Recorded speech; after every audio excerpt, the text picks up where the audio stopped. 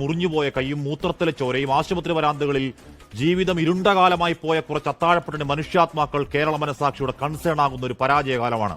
അയ്യോ, ഇത്രയുള്ളൊരു ചെറിയ ആർട്ടിലറി മാക്കോട്ടെ അവിടെ ഇരുന്ന 20 അല്ല 50 വർഷം കുഴപ്പമില്ല എന്ന് കേട്ടതിന് പിന്നാലെ ഇന്നലെ കേരളം കണ്ടതാണ് ഈ നീളത്തിൽ ലക്ഷണമൊത്തൊരു ചോര അവരുടെ കത്രിക.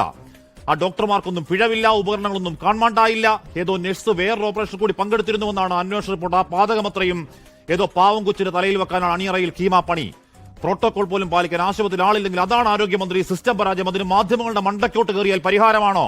ഡെലിവറിക്ക് വജൈനിയിൽ ചെറിയൊരു മുറിവുണ്ടാക്കാൻ നോക്കിയത്, കൈപ്പിഴയിൽ കത്രികയാഴത്തിൽ താഴ്ന്ന മലദ്വാരം മുറിഞ്ഞൊടുവിൽ കുടൽമാല പുറത്തെടുത്ത് സ്റ്റോമാ ബാഗിലാക്കി കയ്യിൽ പിടിച്ച് കുഞ്ഞിന് പാല് കൊടുക്കേണ്ടി വന്ന അമ്മയുടെ വേദനയടക്കം 3ാം പരാതിയിലാണ് ഡോക്ടർക്കെതിരായ സസ്പെൻഷൻ. ആറ്റുകാൽ പൊങ്കലിക്ക് ഡ്യൂട്ടി ബഹിഷ്കരണം. മറ്റന്നാൾ ജില്ലാതലത്തിൽ OP അടച്ചുപൂട്ടുമെന്നാണ് സംഘടിത ശക്തിയിൽ പേടിപ്പിക്കാൻ ഡോക്ടർ സംഘടനയുടെ ഗൂണ്ടാവർത്താനം. ഈ ഗതികെട്ട മനുഷ്യരെ ബന്ധുക്കളാക്കി കേരളത്തോട് യുദ്ധപ്രഖ്യാപനത്തിന് ആരെങ്കിലും ധൈര്യം കാട്ടുന്നെങ്കിൽ അത് ആരോഗ്യവകുപ്പിന്റെ തലപ്പത്തിരിക്കുന്നവരുടെ ഇൻഎഫിഷ്യൻസിയുടെ പരമാവധി ക്ലാസിക്കൽ കഴിവുകേടാണ്. അതിന് മാധ്യമങ്ങളുടെ മണ്ടക്കയറലാണോ ആരോഗ്യമന്ത്രി പരിഹാരം?